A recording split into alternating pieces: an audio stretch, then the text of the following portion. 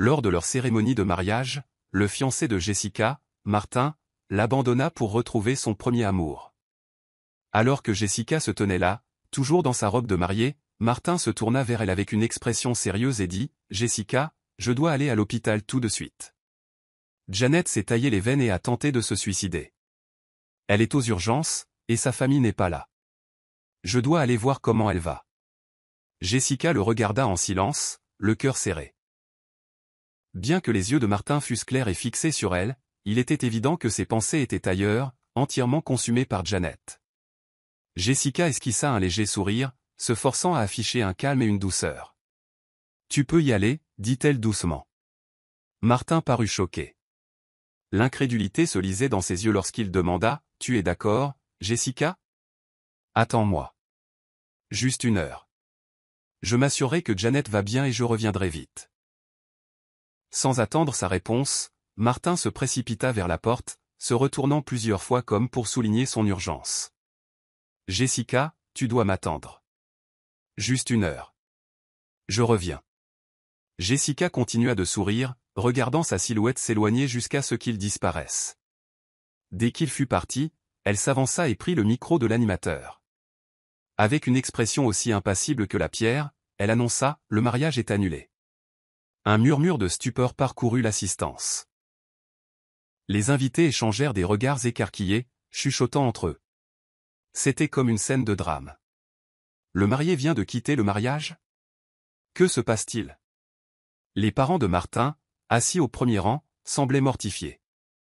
Sa mère, essayant de sauver la situation, se précipita vers Jessica. « Mon fils a dû avoir une affaire urgente. Jessica, ne sois pas en colère. Quand il reviendra, je le gronderai pour ça. Ne fais rien d'irréfléchi. » Jessica ignora les paroles de la femme et s'adressa de nouveau à la foule, parlant directement dans le micro. Le marié s'est précipité pour voir son ex-petite amie. Le mariage est annulé.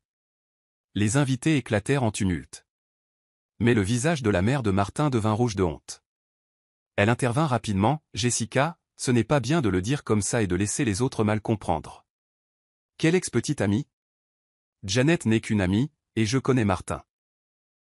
Il ne partirait pas à moins que ce ne soit quelque chose d'important. » Elle tendit la main, essayant de ramener Jessica sur la scène. « Finissons la cérémonie. Ses parents ont voyagé de si loin, et ils attendent. » Jessica retira sa main brusquement et dit fermement, « Madame Martin, je pense qu'il vaut mieux que nous devenions des étrangers à partir de maintenant. » La mère de Martin fronça les sourcils, incrédule. « Que dis-tu ? Le mariage a déjà commencé. Comment peux-tu l'annuler comme ça ? Que vont penser les gens ? De plus, ta famille a déjà accepté 66 000 $ comme prix de la fiancée. Que veux-tu faire d'autre ? » La mère de Jessica, qui se tenait silencieusement à proximité, s'avança enfin. Son visage était pâle de honte, mais sa voix était ferme lorsqu'elle tendit une carte bancaire à la mère de Martin. « Voici les 66 000 $. Prenez-les et partez. J'engagerai un avocat pour récupérer la dot que nous avions préparée pour ma fille. » La mère de Martin se figea. Elle ne s'attendait pas à ce que la famille de Jessica adopte une position aussi ferme. La dot seule valait plus de 500 000 $, une voiture et une maison dans le centre-ville. Selon l'accord, une fois Jessica et Martin mariés, son nom serait ajouté à l'acte de propriété. Jessica croisa les bras et haussa un sourcil. « Je n'ai pas épousé Martin. À partir de maintenant, je n'ai plus rien à voir avec votre famille. » Le visage de la mère de Martin devint pâle. Elle serra les dents et cracha. « Tu n'es qu'une femme usagée. Voyons qui voudra de toi à l'avenir. » Jessica répondit froidement, « Ça ne vous regarde pas. Quant à Martin, j'espère que lui et Janet seront liés pour toujours, pour qu'il ne blesse personne d'autre. » Ce n'était pas la première fois que Jessica subissait une telle humiliation. 3 jours plus tôt, alors qu'elle choisissait les robes de mariée, Martin était soudainement parti, prétendant avoir un travail urgent au bureau. Mais Jessica avait entendu une voix au téléphone, une voix familière, douce et pitoyable. C'était celle de Janet, son premier amour. Chaque fois que Janet appelait en pleurant, Martin laissait tout tomber et se précipitait à ses côtés. Même le jour de leur mariage, rien n'avait changé. Sa meilleure amie ne put contenir sa colère. « Martin est encore parti. Laisse-moi deviner, Janet a appelé. Jessica hocha la tête, les lèvres se courbant en un sourire amer.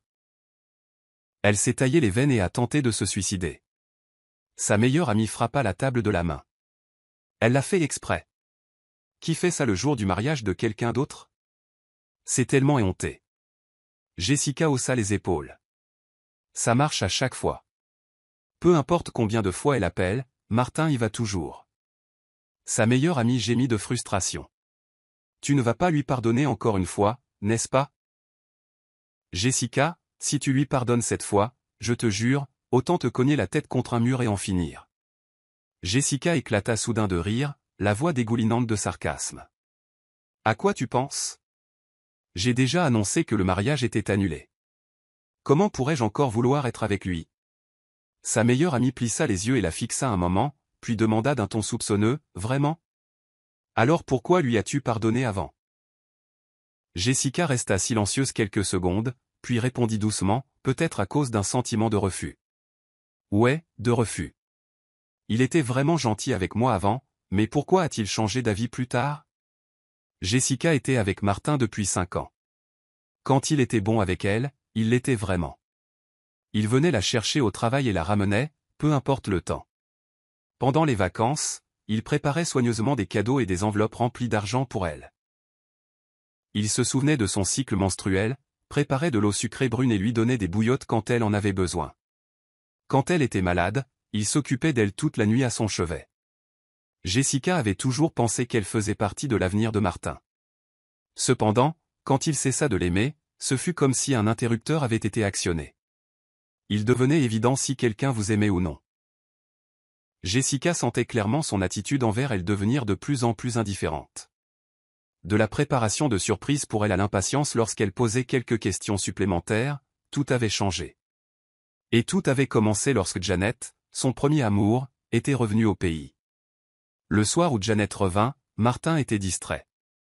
Lorsque Jessica lui adressa quelques mots, il perdit soudain son sang-froid et lança « Pourquoi es-tu si bruyante ?» Après l'avoir dit, Martin sembla réaliser que quelque chose n'allait pas. Il s'excusa rapidement, « Désolé, je pensais juste au travail. » Au début, Jessica crut à son excuse. Plus tard, elle l'entendit parler au téléphone avec son frère et découvrit que ce qui le tracassait n'était pas le travail. C'était Janet. À ce moment-là, son cœur avait déjà commencé à vaciller. Janet était son premier amour de l'époque scolaire. Bien qu'enfantin, leur amour avait été inoubliable. Cela semblait être le cas pour Martin et Janet. Même après tant d'années, dès que Martin apprit qu'elle était de retour, les sentiments qu'il avait pour elle refirent surface. Jessica n'avait jamais trop posé de questions sur les ex-petites amies de Martin auparavant. Elle pensait que demander constamment des informations sur le passé d'un partenaire était stupide et ne ferait que la rendre malheureuse. Mais elle ne s'attendait pas à ce que Janet devienne comme un cancer, quelque chose qui se dressait entre eux, impossible à enlever. Quand Janet revint, Jessica et Martin étaient déjà ensemble depuis 5 ans. 5 années entières de sa vie, ses plus belles années, avaient été passées avec lui. C'est pourquoi Jessica se sentait si réticente à lâcher prise lorsqu'elle réalisa que le cœur de Martin avait changé. Même après que Martin l'eut quitté plusieurs fois pour réconforter Janet, Jessica accepta toujours de l'épouser. Elle voulait complètement perdre espoir, voir s'il l'abandonnerait à nouveau. Jessica connaissait le caractère de Janet. Janet ne permettrait jamais que le mariage se déroule sans heurts. Jessica gagna le pari, mais perdit tout le reste. Jessica ouvrit son téléphone. Il était rempli d'appels manqués de Martin.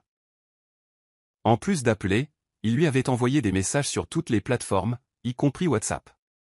Il semblait désespéré. « Jessica, s'il te plaît, écoute mon explication. Jessica, pourquoi as-tu annulé le mariage? Où es-tu? » Un message disait, « Si ce mariage est annulé, j'en organiserai un encore plus grandiose pour toi la prochaine fois. » Au début, Martin n'arrêtait pas d'expliquer. Plus tard, lorsque Jessica ne répondit pas, ses messages devinrent irritables. « Où es-tu? Pourquoi ne réponds-tu pas à mes appels? Je te l'ai déjà expliqué. » Janet souffre de dépression. Elle s'est taillé les veines et a tenté de se suicider. Elle est à l'hôpital. Comment peux-tu ne pas me comprendre du tout? Jessica ne pouvait pas le comprendre du tout. Elle savait qu'il aimait toujours Janet, alors elle s'était simplement écartée, les laissant être ensemble. Dans ce monde, il n'y avait probablement pas de partenaire aussi accommodante que Jessica. Elle supprima complètement toutes les coordonnées de Martin, bloqua et effaça tout d'un coup. 3 jours après le mariage annulé, Martin vint la retrouver. Il avait l'air peiné, les yeux fixés sur son visage. Sa voix semblait affligée lorsqu'il dit « Jessica, tu ne veux vraiment plus de moi ?» Jessica trouva cela un peu drôle. Était-il nécessaire de jouer cette comédie affectueuse maintenant? Elle lui jeta un regard froid. « N'est-ce pas toi qui as quitté le lieu du mariage en premier ?» Martin s'avança et tenta de lui prendre la main, mais elle l'esquiva. Son expression montra le choc, comme s'il ne s'attendait pas à ce qu'elle soit si froide. C'était la première fois que Jessica le traitait aussi directement. Les sentiments, réalisa-t-elle, finiraient par s'user. Maintenant, Martin était encore moins qu'un étranger pour elle. Séparons-nous en bons termes, dit Jessica simplement. Puisque Janet ne peut pas se passer de toi, retourne auprès d'elle. Les yeux de Martin devinrent rouges, son expression abattue. Il se gratta les cheveux avec frustration. Jessica, il n'y a vraiment rien entre Janet et moi. Je ne l'aime plus. La personne que j'aime maintenant, c'est seulement toi. Quant à Janet, j'avais juste pitié d'elle. Elle est seule ici, et elle ne peut venir me voir que lorsque quelque chose arrive. Que pouvais-je faire d'autre? Jessica leva les yeux et regarda Martin alors qu'il faisait de son mieux pour s'expliquer et la persuader de rester, mais son cœur ne vacilla pas. Son affection pour lui s'était probablement complètement usée lorsqu'il avait quitté leur mariage en plein milieu. Elle dit d'un ton neutre, « Puisque tu as pitié d'elle, alors sois avec elle. » Le lendemain, peut-être que Martin ne voulait toujours pas lâcher prise, ou peut-être se sentait-il humilié. Maintenant, parmi les gens autour d'eux, il était le salaud qui était allé retrouver son ex-petite amie sur le lieu du mariage, et avait reçu beaucoup de critiques. La meilleure façon d'effacer cette honte était naturellement d'organiser un autre mariage avec Jessica. Alors ce soir-là, lorsque Jessica rentra tard chez elle, elle trouva Martin qui l'attendait obstinément à sa porte. « Tu es fou ?» Ne put-elle s'empêcher de gronder, l'attendant à sa porte tard dans la nuit. Juste au cas où, elle activa discrètement l'enregistrement vocal sur son téléphone. Martin avait l'air hagard, la voix rauque. « Jessica, je t'ai attendu toute la nuit. » Il y avait un sentiment de grief indescriptible dans son ton, comme s'il était la victime chaque fois qu'il l'abandonnait pour s'occuper de son premier amour. Peut-être, sachant qu'il avait tort, Martin essayait-il toujours de prendre le dessus moralement, puis de commencer à la blâmer à la place. Jessica le regarda froidement et demanda, « Pourquoi m'attends-tu ? Nous n'avons plus rien à voir l'un avec l'autre maintenant. » Martin plaida, l'air très humble et impuissant. « Jessica, ne peux-tu vraiment pas me donner une autre chance ? » Ce jour-là, l'état de Janet était vraiment grave. Je n'avais pas d'autre choix que d'y aller. Et après l'avoir vue, je me suis précipité pour te retrouver immédiatement. Mais tu as annulé le mariage. Jessica ricana et l'interrompit directement. Le marié étant absent, y avait-il un quelconque besoin de continuer le mariage? Aussi, tu es revenu si vite parce que tu t'inquiétais quand je ne répondais pas à tes messages, n'est-ce pas? Jessica et Martin étaient ensemble depuis 5 ans. Elle le connaissait probablement mieux que ses parents. Si elle avait répondu à son appel, il serait certainement resté au chevet de Janet sous ses supplications. Il ne supportait jamais de voir Janet pleurer, tout comme à leur mariage. Lorsque Martin reçut l'appel de Janet, son visage pâlit immédiatement de peur. En tant qu'adulte, comment pouvait-il ne pas savoir ce que signifiait abandonner sa fiancée sur le lieu du mariage? Mais il partit quand même sans hésitation, inquiet de ce qui pourrait arriver à Janet. Ce moment avait clairement montré à Jessica que, dans son cœur, Janet était plus importante qu'elle. Martin pinça les lèvres. Son ton s'affaiblit alors qu'il la regardait. Janet a vraiment tenté de se suicider et a perdu beaucoup de sang. Ses yeux affectueux contenaient des émotions complexes, comme s'ils pouvaient l'y noyer. Autrefois, chaque fois que Jessica le voyait ainsi, elle lui pardonnait inconsciemment, pensant qu'il n'avait vraiment pas le choix. Mais cette fois, elle examina attentivement son regard pendant un moment, puis sourit. « C'est bien d'avoir des yeux expressifs, dit-elle.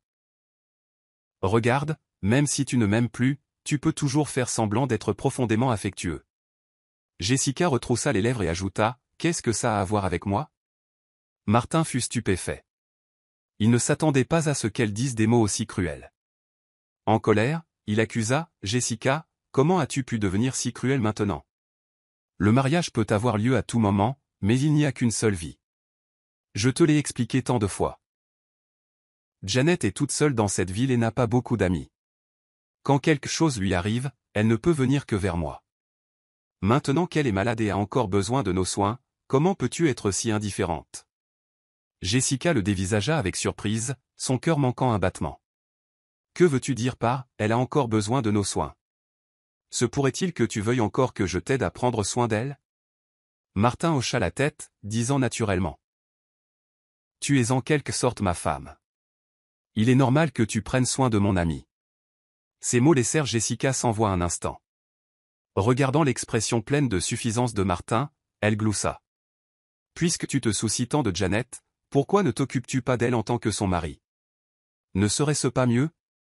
Alors ce serait pratique que ce soit au lit ou en dehors du lit. » Pendant que Martin se tenait là, sous le choc, Jessica le poussa sur le côté, ferma la porte et l'enferma dehors. Martin reprit rapidement ses esprits et commença à frapper à la porte. « Jessica, laisse-moi entrer. Tu as mal compris. Je n'ai vraiment plus rien à voir avec Janet. La personne que j'aime, c'est seulement toi. » Jessica savait pourquoi il se souciait tant de Janet, mais s'accrochait toujours à elle si fort. Il avait dit plus d'une fois qu'elle était sa femme idéale. Au début, quand Jessica avait entendu cela, elle s'était sentie très heureuse. Mais après avoir compris le sens sous-jacent de ces mots, tout ce qu'elle ressentit fut du dégoût. Une femme idéale, n'était-ce pas simplement lui demander d'être une bonne aide à la maison? S'occuper de la famille et de ses parents, pour qu'ils puissent travailler sans aucun souci? Pendant ce temps, elle n'était pas censée interférer avec ses relations avec d'autres femmes. Jessica ouvrit légèrement la porte et dit froidement, « Si tu frappes encore à ma porte, j'appelle la police. » À ce moment-là, la porte de l'appartement voisin s'ouvrit et un jeune homme sortit. Il était encore plus grand que Martin, qui mesurait 1,80 m, avec des sourcils vifs et des yeux brillants. Le col de sa chemise était légèrement ouvert, révélant vaguement des muscles lisses et définis. Il semblait s'être tout juste réveillé, fronçant les sourcils avec impatience. « Qu'est-ce que c'est que tout ce bruit ?» demanda l'homme. Martin, connu pour sa douceur et son raffinement, parut soudain insignifiant comparé à l'homme grand et costaud qui se tenait devant lui. L'air insouciant et confiant de l'homme rendait la présence de Martin encore plus faible. Martin dit, mécontent, « Je parle à ma petite amie, qu'est-ce que ça peut te faire ?» C'était comme si Martin ne comprenait pas le langage humain, comme si Jessica resterait avec lui tant qu'ils ne seraient pas d'accord. L'homme d'à accent grave côté retroussa les lèvres, exudant une sauvagerie et une dominance. « Qu'est-ce que ça peut me faire? Tu me déranges, dit-il. Il regarda directement Martin, le scrutant de haut en bas avant de cracher lentement 2 mots, « Salaud. Tu as abandonné ta petite amie sur le lieu du mariage, et tu as encore le culot de venir ici? Tu es vraiment culotté. » Le visage de Martin changea immédiatement. Il serra les poings fermement et dit furieusement, « Mêle-toi de tes affaires. » L'autre homme ne réagit pas du tout, ne montrant qu'un ridicule désinvolte. Martin était extrêmement en colère. Il était déjà très mécontent que des étrangers aient entendu une chose aussi embarrassante à son sujet. Et maintenant que l'autre homme le provoquait, la corde dans son esprit se rompit complètement. Il leva le poing et s'apprêtait à frapper l'autre homme au visage. Cependant, il oublia l'énorme disparité de force entre eux. En quelques secondes à peine, il avait été mis à terre. L'autre homme croisa les bras sur sa poitrine et le regarda de haut, commentant avec justesse, « Mauviette. » Martin avait l'air hébété, et sa vision de la vie semblait sur le point de s'effondrer. C'était la première fois que quelqu'un le traitait de mauviette. Autrefois, les gens autour de lui l'avaient toujours loué pour sa douceur et son raffinement. Jessica ne put s'empêcher de rire, sans aucune intention de le cacher. Martin la regarda avec colère. « Quelqu'un traite ton petit ami comme ça, et tu peux encore rire ?» Jessica essuya les larmes de rire au coin de ses yeux, sortit son téléphone, alluma le flash et, d'un clic, prit une photo du merveilleux moment. « Non seulement je peux rire, dit-elle lentement, mais je veux aussi prendre des photos. » Le visage de Martin se déforma progressivement de colère. « Jessica, c'était fait exprès? L'as-tu délibérément laissé me faire ça? » En parlant de cela, Martin eut une expression de réalisation soudaine. Je vois maintenant. Je comprends pourquoi tu veux rompre avec moi. Tu as donc déjà trouvé quelqu'un d'autre. Pas étonnant que tu aies annulé le mariage si vite. Sa colère devint plus intense à mesure qu'il parlait. Il semblait y croire lui-même. La fixant pour l'après-midi. Soir? Je ne peux pas. Réunion avec des investisseurs potentiels demain matin. Partie remise. Tu travailles trop dur, soupira Monica. Mais je comprends. N'oublie juste pas de. Elle fut interrompue par un autre appel entrant. Son père cette fois. Annabelle l'ignora. Tu ne leur parles toujours pas, demanda Monica. Rien à dire. Dit Annabelle alors qu'elle atteignait sa voiture, jonglant avec son téléphone et sa mallette. Ils ont fait leur choix. Je fais le mien. De retour à son petit bureau dans l'espace de co-travail, Annabelle trouva Jessie qui attendait près de son bureau. Il arborait son sourire narquois habituel, mais quelque chose dans son expression semblait forcé. « Belle installation », dit-il en désignant l'espace moderne. « Très modeste. »« Que veux-tu, Jessie » demanda Annabelle en posant sa mallette. « Un frère ne peut-il pas prendre des nouvelles de sa sœur ?» Il se percha sur son bureau. « En fait, j'ai une proposition commerciale. L'entreprise de papa cherche à devenir écologique. Bonne publicité, tu sais. Nous pourrions utiliser tes services. » Elle le fixa. « Tu veux que je fournisse des emballages à l'entreprise que tu m'as volée? Allons, Annabelle. Ce ne sont que des affaires. Pense Y contrat garanti, revenu stable. Papa se sent mal de la tournure des événements. Ce pourrait être un moyen de te garder dans l'entreprise familiale. J'ai ma propre entreprise familiale maintenant, répondit-elle en croisant les bras. Et nous nous en sortons très bien sans votre aide. Vraiment? Jessie prit un de ces prototypes de contenants, l'examinant. Ces coups de démarrage doivent te tuer. Où as-tu trouvé le capital, d'ailleurs? Ça ne te regarde pas, dit Annabelle en lui reprenant le contenant. Maintenant, si tu veux bien m'excuser, j'ai du travail. Papa ne va pas aimer ça. Lança Jessie alors qu'elle le raccompagnait à la porte. Il pense que tu es têtu. Papa a perdu le droit d'avoir une opinion sur mes choix, dit-elle en tenant la porte ouverte de manière ostensible. Transmets mes salutations à Grace. Après son départ, Annabelle s'affaissa sur sa chaise, les mains tremblant légèrement. Il commençait à s'inquiéter. Bien. Le contrat de la chaîne de restaurants serait annoncé la semaine prochaine. Et alors tout le monde saurait que Green Shift Solutions était un acteur sérieux. Son téléphone s'illumina avec un SMS de Sarah. Contrat signé et envoyé à votre avocat. Au plaisir de travailler ensemble. Annabelle sourit en pensant à sa grand-mère. Elle avait bâti son empire à partir de rien, affrontant des obstacles bien plus importants que ceux d'Annabelle. Le fonds fiduciaire avait aidé, mais la vision, le travail, la détermination, tout cela venait d'elle. Ouvrant son ordinateur portable, elle commença à se préparer pour la réunion d'investisseurs du lendemain. Laisse Jessie mener l'entreprise de son père à la ruine. Elle construisait quelque chose de mieux. Quelque chose de durable dans tous les sens du terme. L'avenir était vert, et elle allait montrer la voie. Pas en tant que fille de son père ou demi-sœur de Jessie, mais en tant que sa propre personne. En tant que petite-fille de sa grand-mère. La salle de conférence sur le développement durable bourdonnait d'énergie alors qu'Annabelle finissait d'installer le stand de Green Shift Solutions. 6 mois de travail acharné avaient mené à ce moment. Leur lancement officiel sur le marché plus large. Les badges de presse se mêlaient aux badges d'entreprise dans la foule grandissante.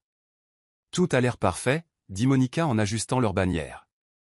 Les prototypes attirent déjà beaucoup l'attention. Une journaliste de Business Weekly s'approcha, carnet à la main. Mademoiselle Annabelle, j'aimerais avoir votre avis sur la perturbation du secteur de l'emballage durable. Avant qu'Annabelle ne puisse répondre, une voix familière traversa la foule. Perturbation? C'est un peu ambitieux, n'est-ce pas? Jessie se tenait là, portant un costume qui coûtait probablement plus cher que la location de leur stand entier. Derrière lui, son père et Grace s'attardaient, observant la scène. « Qu'est-ce que tu fais ici » demanda Annabelle, gardant une voix égale. Événement de l'industrie, Serette. Ouvert à tous les acteurs. Jessie prit un de leurs contenants d'exposition. Bien que qualifier cela de révolutionnaire semble un peu exagéré. Nous lançons notre propre ligne écologique le trimestre prochain, en fait. Le stylo de la journaliste se déplaçait rapidement sur son bloc-notes. Monsieur Jessie, vous dites que votre entreprise entre également sur le marché de l'emballage durable? En effet, dit-il en souriant. Avec nos ressources et notre clientèle établie, nous serons en mesure d'offrir des prix beaucoup plus compétitifs que les petites entreprises. Monica s'avança, mais Annabelle lui toucha le bras, l'arrêtant.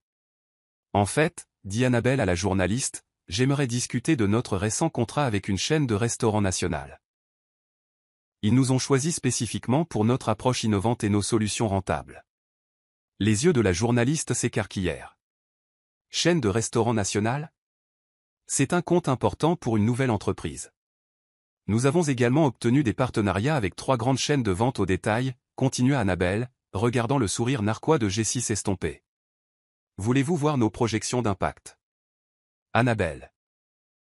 Son père s'avança, la voix basse. Pouvons-nous parler en privé? Désolé, papa. Je suis occupé avec des clients potentiels, dit-elle en se retournant vers la journaliste. Discutons de ces projections. Alors qu'elle s'éloignait avec la journaliste, elle entendit Grace murmurer, comment a-t-elle décroché ces contrats si rapidement? L'heure suivante passa dans un tourbillon d'entretiens et de démonstrations. Leur stand attira des foules constantes, surtout après que Business Weekly eut tweeté sur leur partenariat avec la chaîne de restaurants nationale. Ça se passe mieux que prévu, rayonna Monica, répondant à une autre demande. Nous avons 5 clients potentiels qui veulent des réunions la semaine prochaine. Annabelle aperçut Jessie se disputant avec son père près de l'entrée, gesticulant avec colère dans sa direction. Quelques instants plus tard, il se dirigea d'un pas furieux vers leur stand. Très malin, cracha-t-il. Il fallait que tu voles la vedette, n'est-ce pas? Voler? Annabelle rit. Comme tu as volé mon héritage. Cette entreprise m'a été donnée en bonne et due forme. Exactement. Elle croisa son regard. Rien dans ta vie n'a été gagné, Jessie. C'est la différence entre nous. Tu te crois si intelligente, dit-il en baissant la voix. Mais où as-tu trouvé l'argent de démarrage, hein? Papa a posé des questions. Quelque chose ne colle pas, ça ressemble à un problème pour toi, répondit Annabelle. Se tournant pour saluer un autre client potentiel. Avant que Jessie ne puisse répondre, un grand homme en costume cher l'interrompit. Y a-t-il un problème ici? Annabelle se tourna vers lui. Pas du tout. Je suis Annabelle de Green Shift Solutions. Je suis Thomas d'Eco Retail Group, dit l'homme en tendant la main. Nous sommes très intéressés par vos produits, mais si ce n'est pas le bon moment? Aucun problème, dit Jessie en forçant un sourire. Juste une discussion de famille. Ancienne famille, corrigea Annabelle en serrant la main de Thomas. Discutons de vos besoins en emballage. Alors qu'Annabelle conduisait Thomas vers la zone de réunion, elle aperçut son père qui regardait de l'autre côté du hall. Un instant, leurs yeux se croisèrent. Il avait l'air plus âgé, en quelque sorte, inquiet. Grace lui murmura quelque chose à l'oreille, et ils se tournèrent pour partir. Impressionnante entreprise que vous avez bâtie, commenta Thomas en examinant le catalogue entre ses mains. Votre grand-mère serait fière. Annabelle se figea. Vous connaissiez ma grand-mère? Il sourit. Margaret était une force de la nature. Nous avons siégé ensemble à plusieurs conseils d'administration. Elle disait toujours que sa petite-fille allait secouer les choses un jour. Les larmes piquèrent les yeux d'Annabelle, mais elle les chassa d'un battement de cils. J'espère être à la hauteur de ses attentes. D'après ce que j'ai vu aujourd'hui, vous les dépassez. Il sortit une carte de visite. Organisons une vraie réunion. Eco Retail Group compte plus de 200 magasins qui ont besoin de solutions d'emballage durable. À la fin de la journée, Annabelle et son équipe avaient collecté plus de cartes de visite qu'elle ne pouvait en compter. Monica la serra dans ses bras alors qu'elle remballait le stand. Tu leur as montré, dit Monica en souriant. Tu as montré à tout le monde. Annabelle regarda Jessie partir la queue entre les jambes, sans aucun doute retournant faire rapport de son succès à leur père. Laisse-les s'inquiéter. Laisse-les se demander. Son téléphone vibra avec un SMS de Virgile. Le fonds fiduciaire de votre grand-mère est officiellement activé. Premier trimestre rentable confirmé. Félicitations. Elle sourit, rangeant son téléphone. L'argent avait aidé, mais le succès d'aujourd'hui, c'était entièrement le sien. Et ce n'était que le début. Green Shift Solutions annonce un 3e trimestre consécutif de croissance, lut Monica sur sa tablette, les pieds posés sur le nouveau bureau d'Annabelle. Une start-up d'emballages écologiques bouleverse le secteur avec des solutions innovantes. Annabelle regarda par les baies vitrées de leur siège social en centre-ville, toujours étonnée du chemin parcouru en 18 mois. Relis la partie sur l'expansion, dit-elle. Sous la direction de la PDG Annabelle, l'entreprise a décroché des contrats avec de grands détaillants et restaurants à l'échelle nationale, et prévoit de s'étendre à l'international d'ici le prochain trimestre.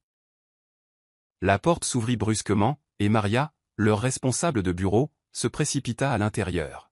« Annabelle, tu dois voir ça. » Elle lui tendit son téléphone, affichant un article d'actualité urgent.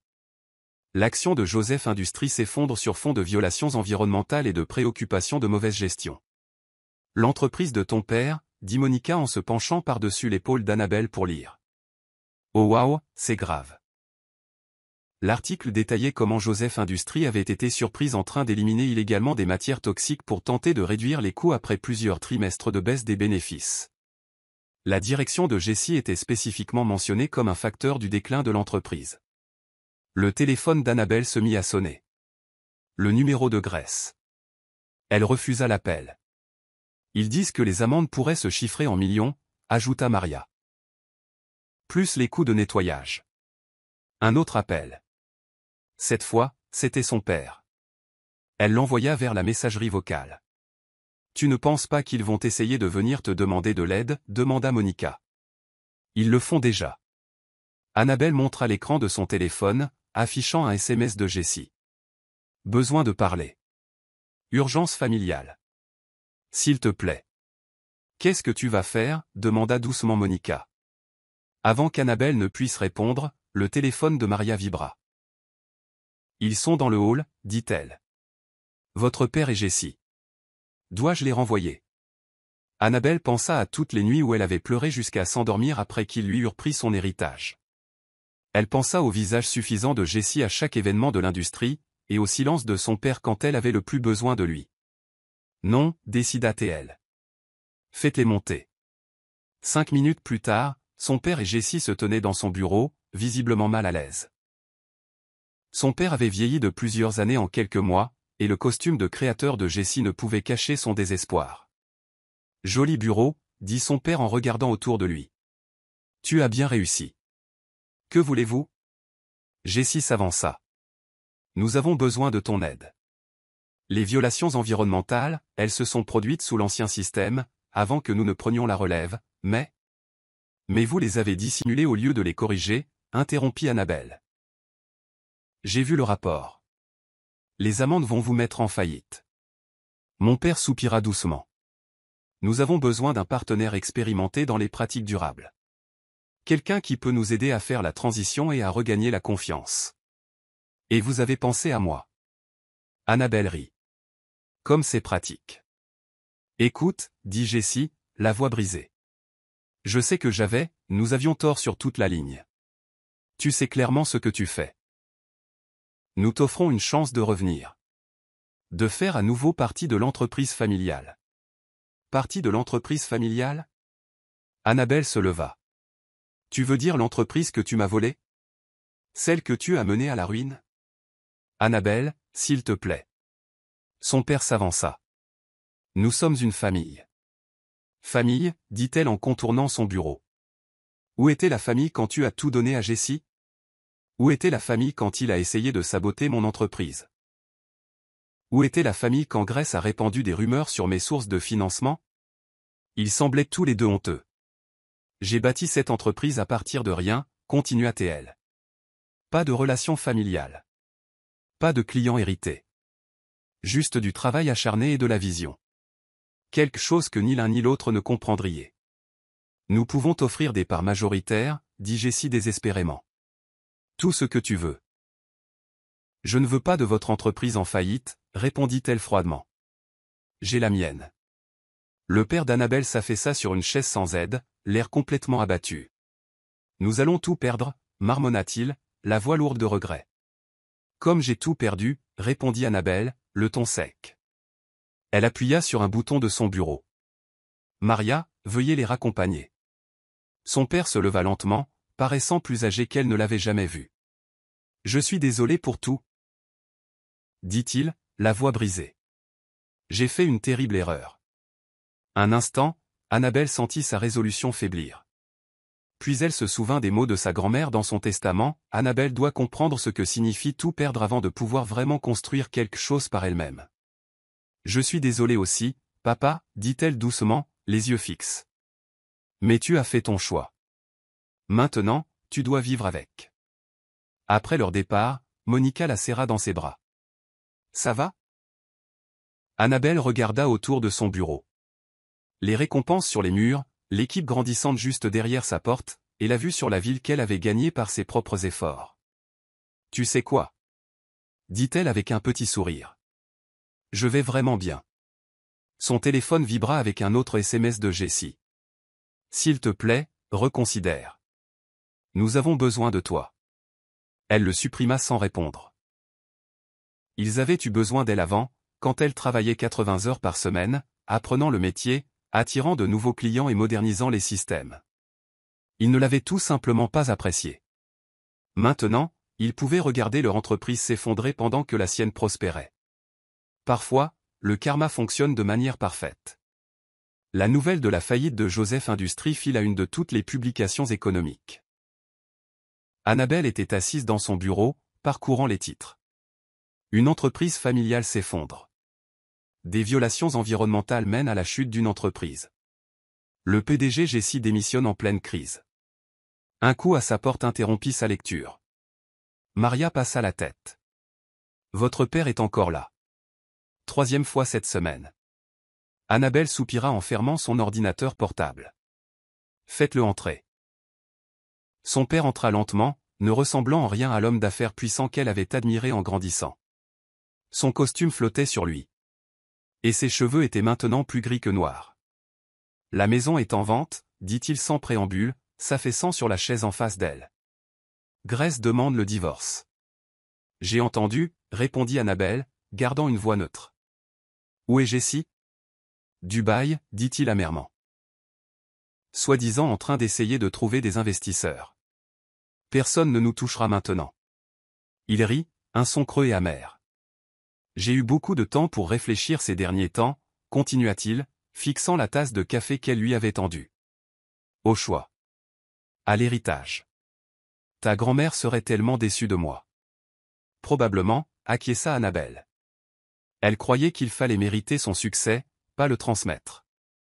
Comme toi. Fit-il d'un geste faible en direction de son bureau. Il y a 2 ans, je pensais protéger l'entreprise en la donnant à Jessie.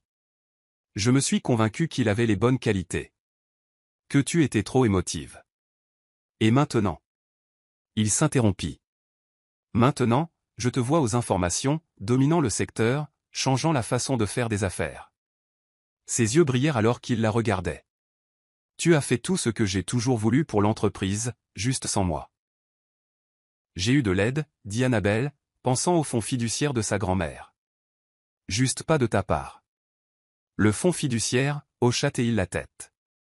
Virgile m'en a finalement parlé la semaine dernière. Mère avait toujours 3 longueurs d'avance sur tout le monde. Il sourit tristement. Elle a vu ce que je ne pouvais pas, ou ne voulais pas voir. Que je laissais ma nouvelle femme influencer mon jugement. Laissant la tienne te pousser dehors. Ce n'était pas seulement Grace. Dis doucement Annabelle. Tu as fait tes choix, papa. Je les ai faits, admit-il. Il sortit une enveloppe de sa veste. C'est pourquoi je suis ici. Ce sont mes parts restantes dans Joseph Industries. Elles ne valent plus grand-chose maintenant, mais... Il fit glisser l'enveloppe sur son bureau. Elles devraient te revenir. Elles auraient toujours dû être les tiennes. Annabelle fixa l'enveloppe. Je n'en veux pas, je sais. Il se leva. Mais j'ai besoin que tu les aies. Pas pour sauver l'entreprise. Il est trop tard pour ça. Mais parce qu'elles t'appartiennent. Parce que j'avais tort. Papa, tu sais quelle est la pire partie, dit Annabelle alors qu'il se dirigeait vers la fenêtre.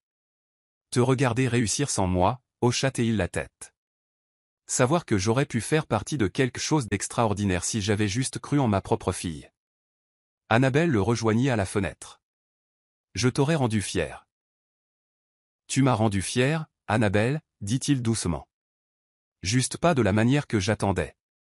Il se tourna pour lui faire face. Tu as construit quelque chose de mieux que ce que j'aurais jamais pu faire. Tu l'as fait à ta façon, la bonne façon. C'est pour ça que Grace s'en va? Parce que tu as tout perdu? Il secoua la tête. Elle part parce que Jessie a vidé leur compte avant de s'enfuir. Telle mère, tel fils, je suppose. Malgré tout, Annabelle ressentit une pointe de sympathie. Que vas-tu faire maintenant? Recommencer à zéro. Prendre un petit appartement. Et Brisée mérite une chance d'être reconstruite. Après avoir raccroché, Madison se tourna vers Francisco et Frida. Tu vas vraiment l'aider? Demanda Frida, l'incrédulité dans la voix. La maison d'amis, c'est là où je peignais avant, dit Madison en passant la main sur le cadre ancien qu'elle était en train de restaurer. C'est là que j'ai appris qui j'étais vraiment. Malgré tout ce qu'ils ont fait pour me briser, peut-être que Nina en a besoin aussi. Francisco hocha la tête avec approbation. En parlant de reconstruction, dit-il en sortant une coupure de journal. La Société de préservation historique de la ville veut nous engager. Apparemment, notre travail ici les a impressionnés. Le téléphone de Madison vibra de nouveau. Un autre SMS de Riley. L'avocat de Victoria a pris contact. Elle veut conclure un marché. Pas de marché, répondit Madison par SMS. La maison reste telle qu'elle. Tu sais. Dit Frida en lisant par-dessus l'épaule de Madison. Tu pourrais probablement racheter toute leur entreprise pour une bouchée de pain maintenant. Madison secoua la tête. Je ne veux pas de leur entreprise. Je veux ça, dit-elle en désignant l'atelier, les restaurations à moitié terminées et les nouvelles œuvres en cours. Ça, c'est réel. Ça compte. Par la fenêtre, Madison vit une voiture s'arrêter. C'était Nina, avec une petite valise. Elle avait l'air perdue. Rien à voir avec la femme fière qui avait ri de la douleur de Madison quelques semaines auparavant. Je devrais aller l'aider à s'installer, dit Madison, la voix basse. Tu es sûr de ça? Demanda Frida une dernière fois. Madison prit une petite peinture sur son établi. C'était un paysage simple qu'elle avait restauré, où les dommages avaient laissé de beaux motifs dans le vernis vieilli. Parfois, ce sont les fissures qui rendent quelque chose intéressant, dit-elle doucement. Francisco sourit. Va être intéressante. En sortant pour rencontrer Nina, Madison passa devant l'endroit où ce verre à vin s'était brisé à Thanksgiving. Maintenant, il était marqué par une petite plaque de laiton, ici commence la restauration. Le karma avait rattrapé les Blake, mais pas de la manière dont Madison s'y attendait. Et d'une manière ou d'une autre, au milieu de leur destruction, Madison avait trouvé un moyen de créer quelque chose de durable, quelque chose de vrai, quelque chose qui, enfin, était complètement à elle. Les couleurs doivent être plus chaudes ici, dit Francisco en désignant une section de la peinture fraîchement restaurée. Vois comme la lumière accroche. Madison ajusta sa loupe, étudiant les coups de pinceau. L'atelier de restauration bourdonnait d'activité. 3 apprentis travaillaient à leur poste, Nina cataloguait des pièces à son bureau près de la fenêtre. La sonnette retentit. Grâce à la caméra de sécurité, Madison vit Victoria debout à la grille. Tu veux que je la renvoie, proposa Nina, une main posée sur son ventre très arrondi.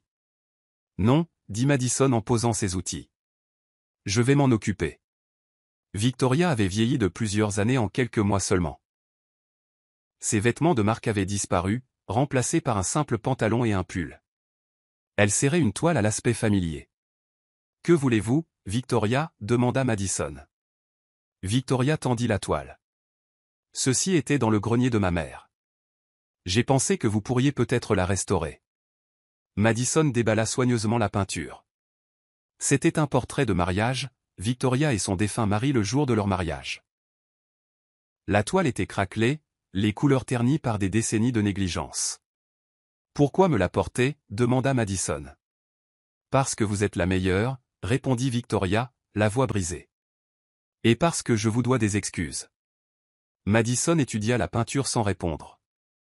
J'avais tort à votre sujet, continua Victoria. Sur votre talent, votre vision, tout.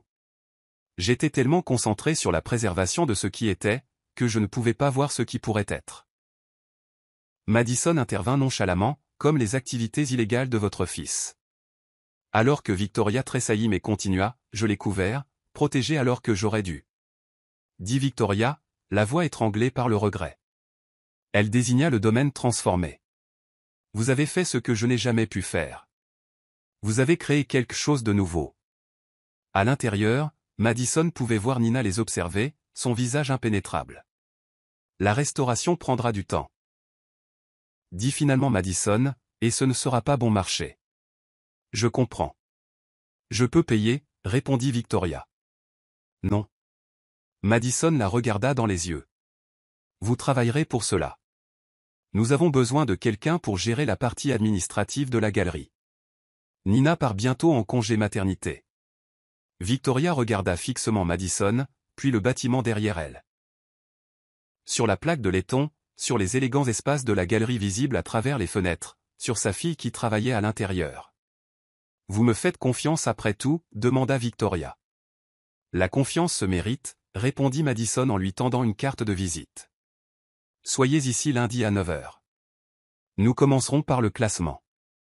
Alors que Victoria se tournait pour partir, Madison ajouta, Victoria, la peinture.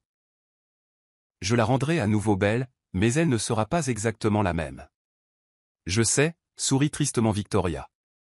Peut-être que c'est ça l'important. De retour à l'intérieur, Nina attendait. Tu l'embauches vraiment, demanda Nina, la voix remplie d'incrédulité. Tout le monde mérite une chance de restaurer ce qui est brisé, dit Madison en posant le portrait de mariage sur son établi. Même Victoria, même Laurence. Il a fait ses choix.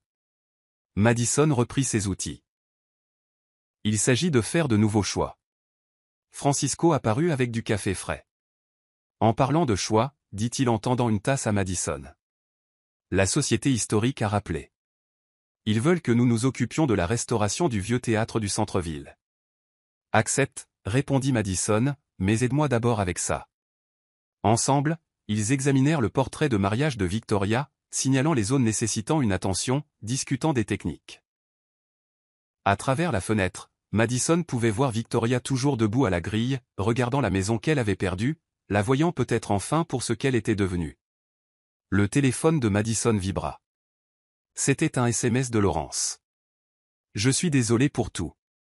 Madison le supprima sans répondre. Certaines choses n'étaient pas destinées à être restaurées. Regarde ce détail, dit Francisco en désignant une minuscule fleur à l'arrière-plan du portrait.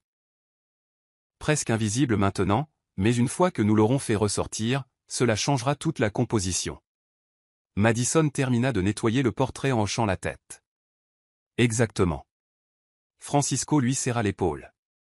Tout comme toi.